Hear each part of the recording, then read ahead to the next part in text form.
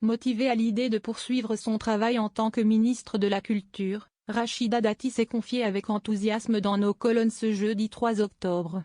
Reconduite au sein du nouveau gouvernement Michel Barnier le 21 septembre dernier, la maire de Sora confie très bien s'entendre avec le Premier ministre. Ancien camarade sous l'ère Nicolas Sarkozy, ils ont mené ensemble plusieurs campagnes européennes. Lorsque nous nous sommes lancés dans notre première campagne, ses enfants m'ont glissé, au moins, il va se marrer avec toi.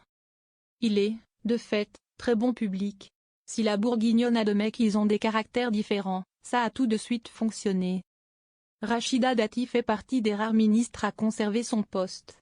Nommée une première fois le 11 janvier 2024 au sein du gouvernement de Gabriel Attal, la maire du 7e arrondissement poursuit son travail en tant que ministre de la Culture. Le nouveau Premier ministre a ainsi renouvelé sa confiance à celle qui faisait partie de sa famille politique dans les années 2000. Michel Barnier et Rachida Dati ont tous les deux été ministres entre 2007 et 2009. Rachida Dati, une femme connue pour son franc-parler. Réputée pour ses formules choc, la ministre de 58 ans sait qu'elle a un sacré tempérament.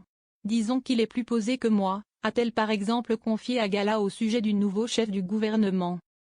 Dans le livre Bande à part, le journaliste Guillaume Durand relate une anecdote amusante sur la collaboration entre Nicolas Sarkozy et Rachida Dati.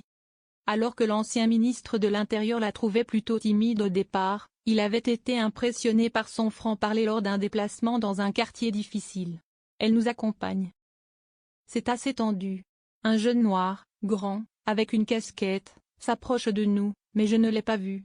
Avant même que je réalise, Rachida Dati lui décoche une gigantesque claque et lui demande immédiatement en arabe d'enlever sa casquette devant un ministre d'État, a-t-il relaté.